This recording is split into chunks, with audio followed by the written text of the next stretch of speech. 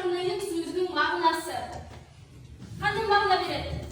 Qo'z alqali, qo'z muyuzi, qo'z birlikda. Qo'z birlikda deydimi? Qo'z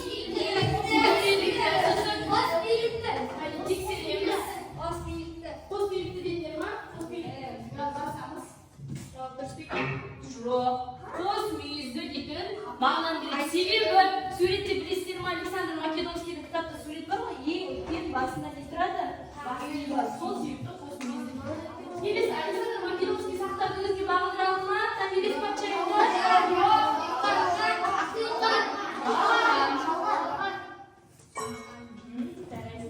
Kelesi üçüncü sıra. Aleksandr Makedonskiy Darin'in odaqdas bo'ldi. Kirдің жаңа патшасы Darin'in odaqdas bo'ldi mu?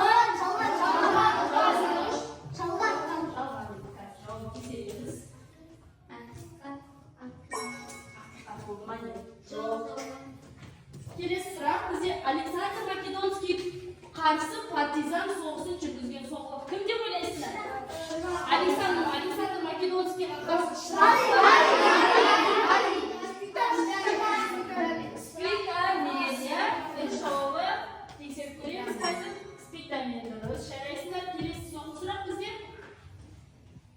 Aleksandr Esxata O'rtoq Asiyadagi makedonlarning tirik punkti ретінде o'ylashtirildi. Bu haqiqatmi, жалғанбы? Haqiqat. Aysultan aytmoqchi, жалғанбы, haqiqatmi? Haqiqat. Tekshirib ko'ramiz.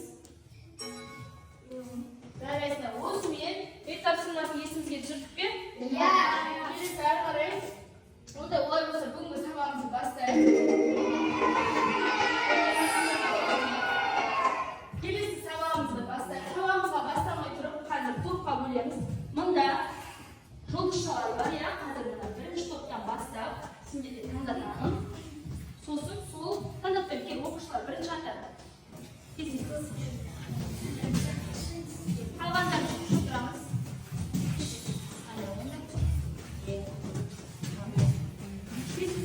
Сез аламыз.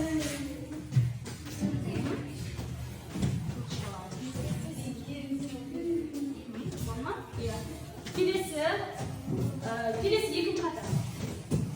Кездесеміз.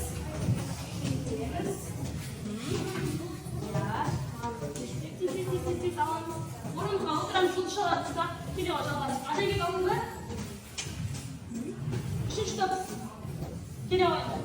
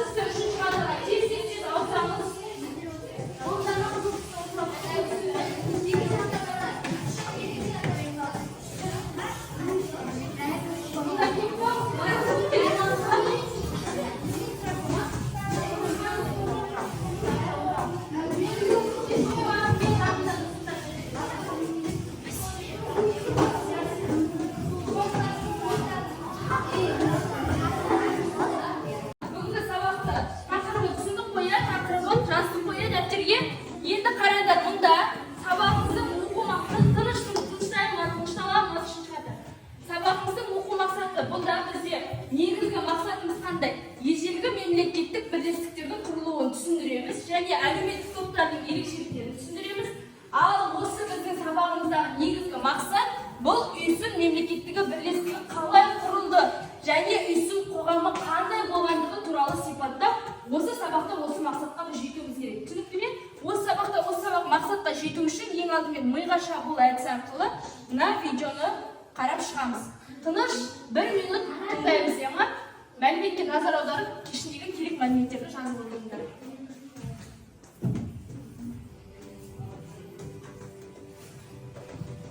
Kартадан көріп отырғанымыздай, есімдер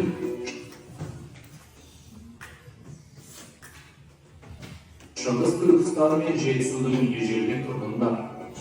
Қытай деректерінде үйсіндер Усун деп аталады. Үйсін бірлестігі біздің заманымыздан бұрынғы 2-ші ғасырда қалыптасқан. Шоқан Уәлиханов өз жазбаларында үйсін бүкіл ұлы жүз тайпаларының түп атасы деген. Үйсіндер жайлы негізгі деректерді Қытай тарихшысы Сыма Цзян қалдырған. Ал Бичурин үйсіннің үлкен гуймосы Чигу қаласында орналасқан. Халқы 120 мың үй, 630 мың жан, әскері 388 600 адам болғанын айтады. Мемлекет саған беретін тамақ іздеп келейін, жылама бұтын, шыдай тұр. Бөжеу оңға, о құдірет, ел жауды қалайда аман алып қалуым керек. Бұл бала үйсін елінің басын қайта бұрайын, маңдайына біткен бағы болайын деп тұр екен. Көкбір, бұл баланы аман сақтап қал. Ұқымдардың билеушісіне апарып тапсаң, байқа, баланы аман есен жеткізетін бол. Саған бұл баланы аманат етеді. Аңызда айтылғандай, осы бала ел жау, көрші тайпаларды талқандап, үйсін мемлекетін құрды. Баланы аман сақтап қалған көк бөрілер үйсінде күні бүгінге дейін қағиратта. Енді оқушылар, мына бейнероликтен үйсіндер қандай жануарды бір тұтады деді?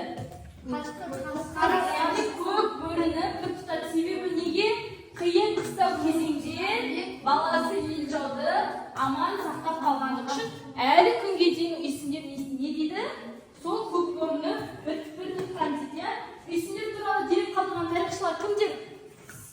Сыма Цзян, Қытай тарихшысы Сыма Цзян ең алғашқы дерек қалдырғанда, сосын қазақ тарихшысын айтты. Шоқан Уәлиханов айтқан болады. Яғни біздің заманымыздан бұрынғы қай ғасырдан бастап ең алғашқы деректер шыға бастады? Екінші ғасырдан бастап деректер шыға бастады. Оны ең алғаш кімдер жаңа Қытай авторы Сыма Цзянның еңбектерінде не істей бастады? Деректер пайда бола бастады. Одан кейін мына тақтаға назар аударыңыз, қараңдар. Үйсін қаласының астанасы қай қала? Чигу. Чигудың мағынасы не екен? Қызыл аңғар деген, иә? Қызыл аңғар. Қай жерде орналасқан үйсіндер? Яғни бұл қала негізі үйсін билеушісінің, дәл осы Чигу қаласы үйсін билеушісінің несі болған? Ордасы болған, астанасы болған қала ғой енді бұл, иә? Түсінікті ғой, иә? Енді оқушылар қазір қолымыздағы комикстегі мәтінмен қысқаша танысып, әр топқа мен толықтық тапсырма беремін, соны орындаймыз. Мына бірінші топқа. Мұнда оқушылар қараңдар, астында дескриптор жазылған, иә? Әр сабаққа, әр топқа 4 балл беріледі.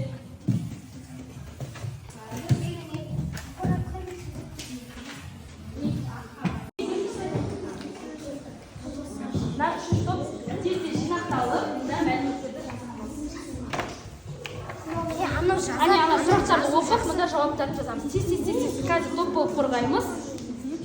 Тез-тез жазып шығамыз. Әр топқа 4 балдан, 4 ұпайдан беріледі. Дескрипторды оқимыз. Түсінбеген сұрақтарды сұраймыз.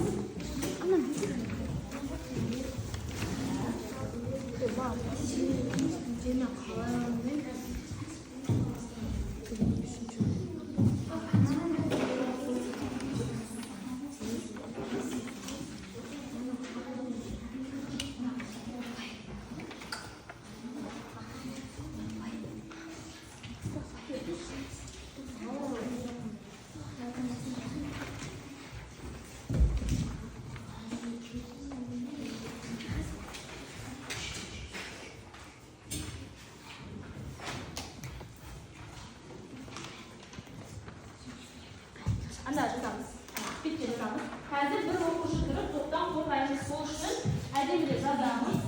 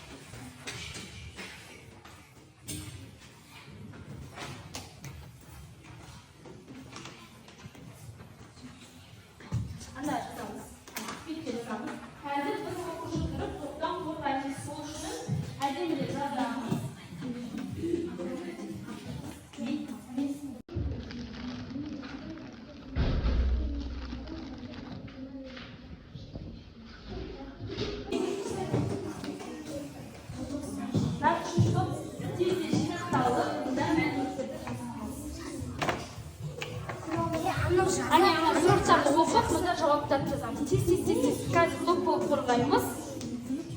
Тез қазір шығамыз.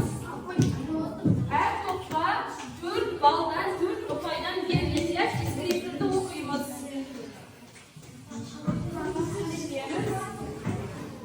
Түсінбеген сұрақтарыңызды сұраймыз.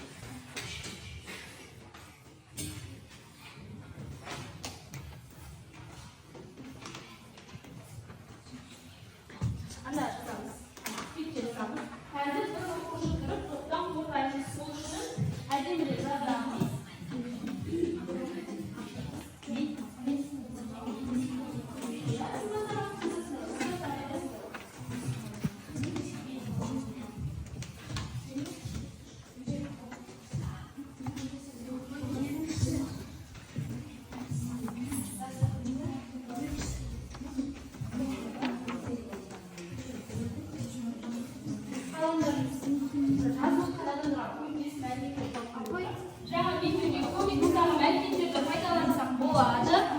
Сол мәліметтермен танысамыз.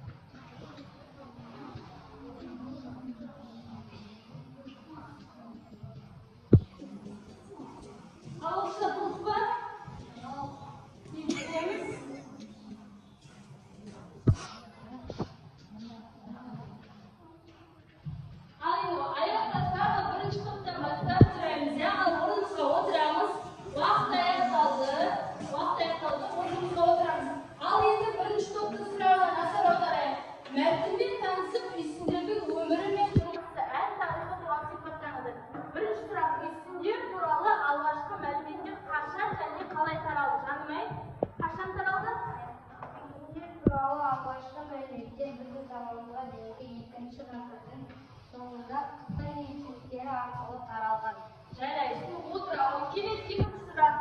Аққу әні аңызының тарихы нені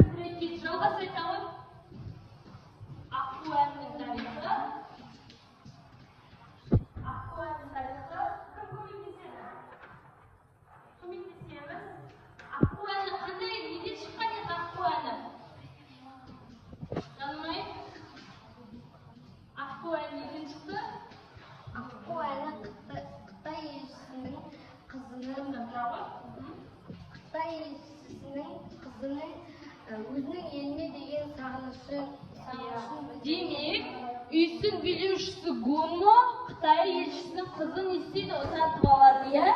Сосын өздерінің сұрағында не істейді?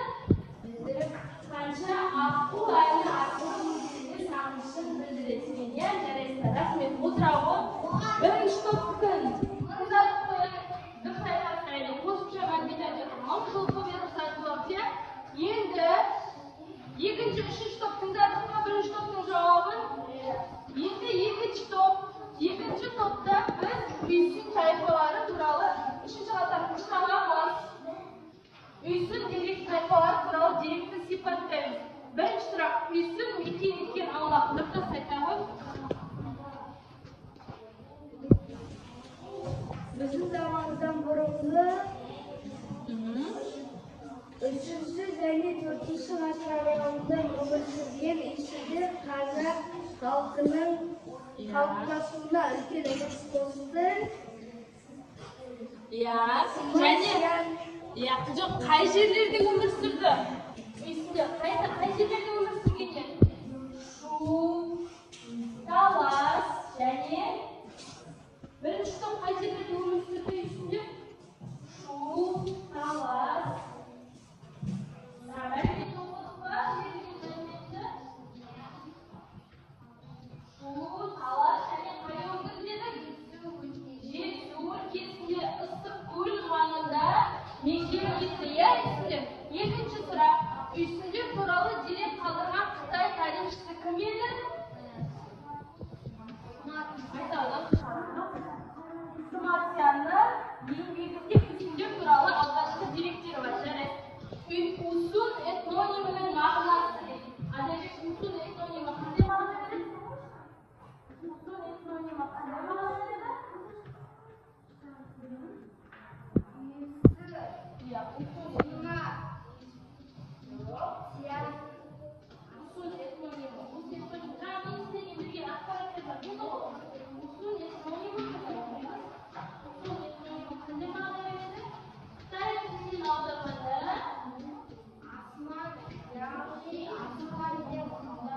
Үшінші, бірінші топтар тыңдаймыз. Яғни аспан немесе асман деп аударылады екен. иә, Қытай деректерінен жарайсыздар. Қазақтармен қандай ұқсастығы бар? Аққуаның да айтады ғой қызы. Қандай ұқсастығы бар? Қазақтармен қандай ұқсастығы бар? Үшінші қатар, жаңа берген қазақтармен қандай ұқсастығы бар?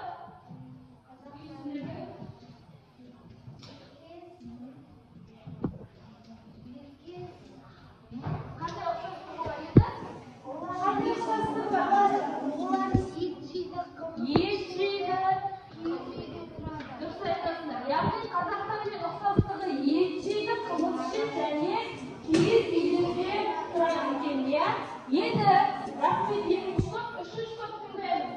Үшінші топ бұл үйсін қоғамын сипаттаймыз. Шапағат айтамыз. Гунмо дегеніміз кім? Гунмо күнбей дегеніміз кімдер? Жазыңдар ма, жаңа жазғандар ма?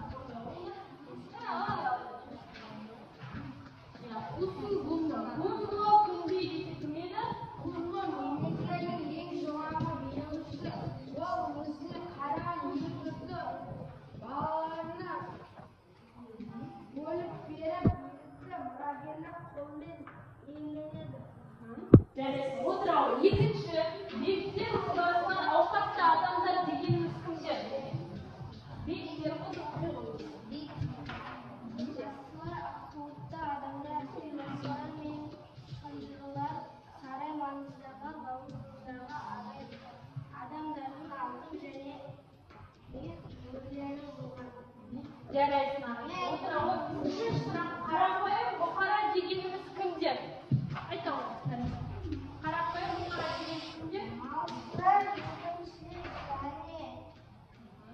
және қол өнершілері. қоғамды құлдар да болған. Олар негізінен Олар негізінен соғыс кезінде өте қатты көмектескен. Отырауы рахмет дайымын. Енді оқушылар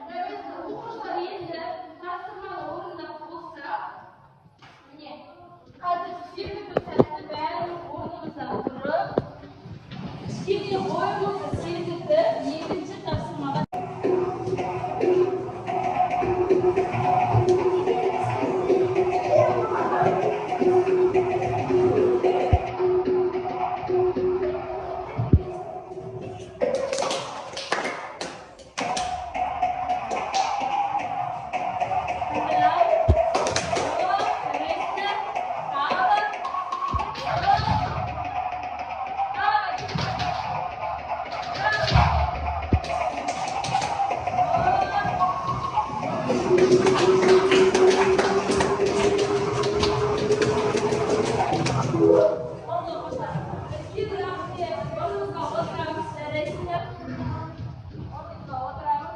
Oyimiz sirgidimi? Oyimiz sirgidi. Endi olar bo'lsa, hozir mine ikkinchi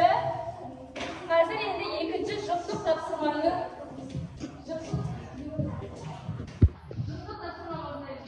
bu bizim juftlik topshirma har kim o'z janali jeki shu bilan birga o'rnatib sizlarga bunda qaranglar.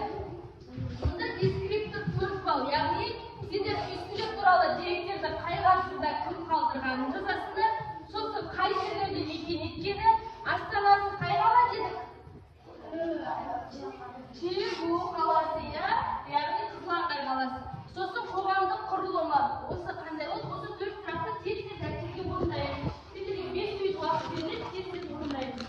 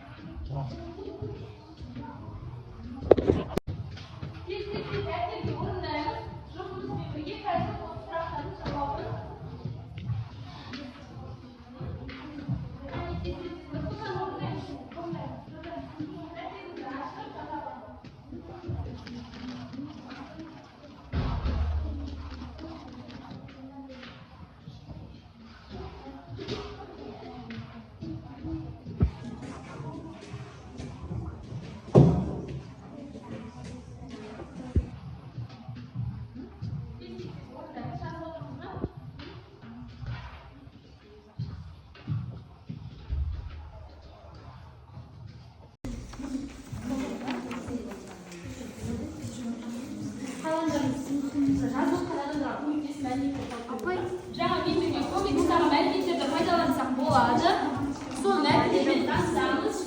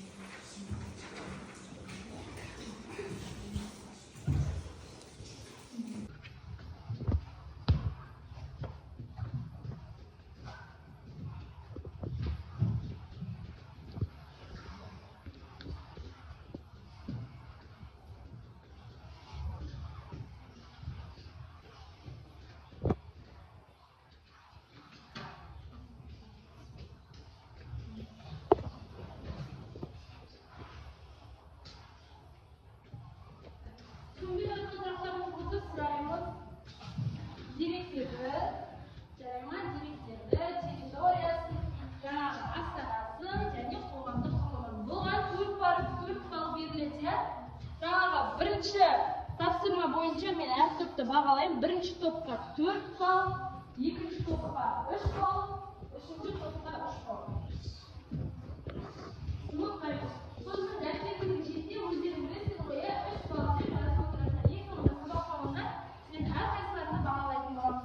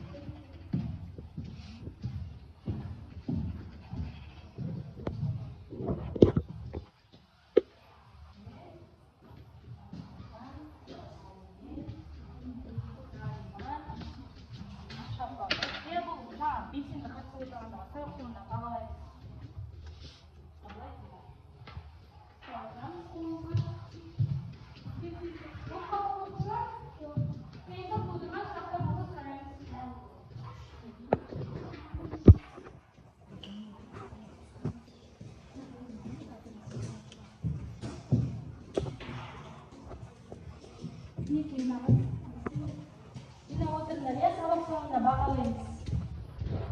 Жаңағы 4 ball, 3 ball деп айтқанда дәстүрге жатып отырамыз.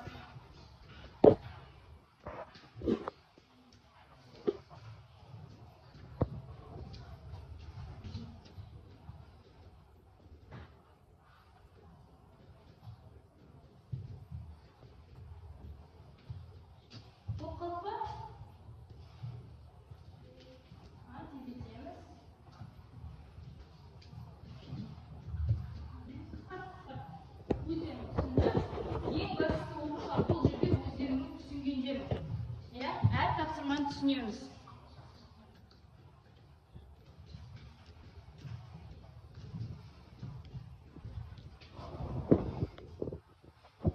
Жаздың алды болып оқушылар? Алдына бастап сұрайын. Қандай айталық? Үйсіндер туралы деректерді кімден алды? Үйсіндер туралы алғашқы мәліметтер біздің заманымызға дейінгі екінші ғасырдың соңында Қытай деректерінде кездеседі. Біздің Билеушісі кім болды? Билеушісі Гумилев. Инағат айтамыз. Территория қай уақытта мекендеді? үйсіндердің Қазақстан жетісу аймағында Шымкент талас өңірінде Қытайдың солтүстік батыс аумағында өмір сүрді. Жарайды, отыра ғой. Еркенаш, астанасы қай қала болды?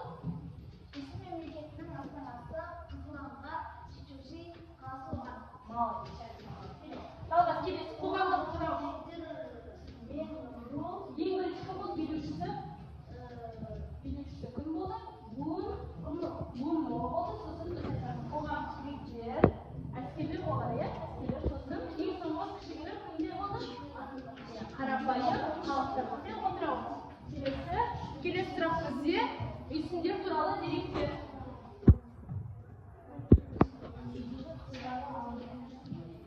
Үйсіндер туралы деректерді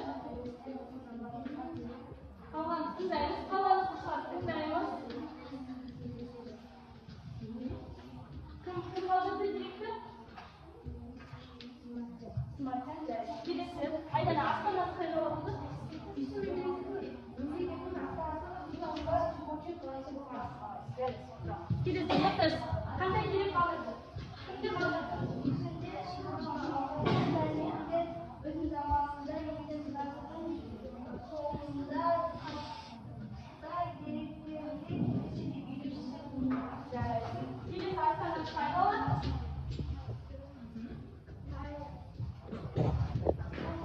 Қызылорда. Чичуси қаласы. Жарайды. Отыра ғой.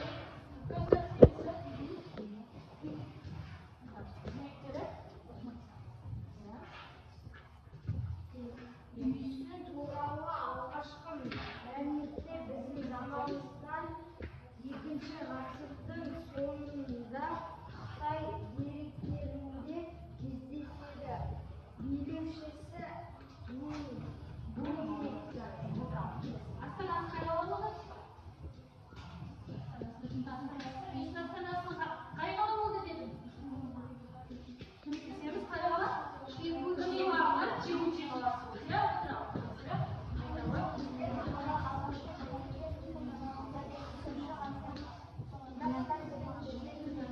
Тыңдаймыз. Жарайды, отыра ғой. Келесі әрекет. Айта ғой.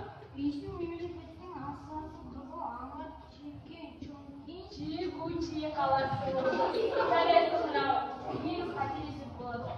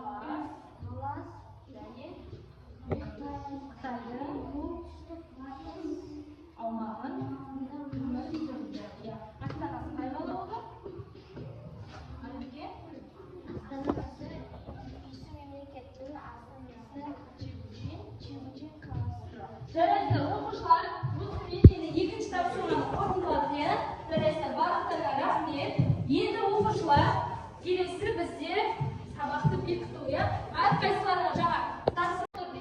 Енді қазір міне сабағымызды бекітсек, иә? Бүгінгі сабағымызды. Сабақ түсінікті болды ма? Иә. Сұрақтар бар ма?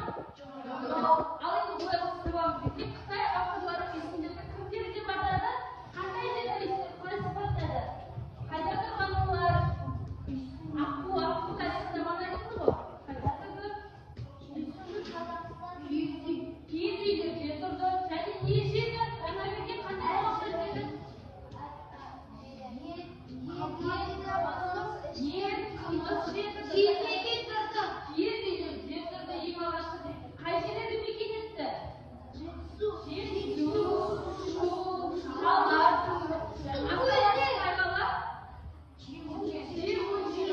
олар бір тұтқан жануардың түрі қандай еді? Себебі неге? Баласын құтқарып қалғандығы үшін, иә? Оқушылар сабақ түсінікті ме? Кері байланыс ретінде мұнда өз ойларыңызды бүгінгі сабақ түсінбей қалған тұстарын және тұстарын болса тез жазып беріңіз.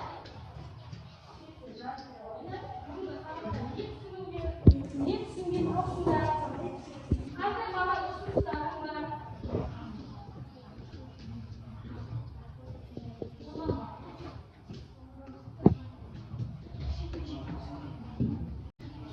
Тез оқушылар өз ойыңызды, өз пікіріңізді, сіздер әрқайсылардың пікірлері мен үшін құнды. Сол үшін маған бүгінгі сабақ ұнады ма? Түсінбеген тұстарың болса, оны да жазамыз, иә? Ұнамаса, ұнамады деп жазамыз.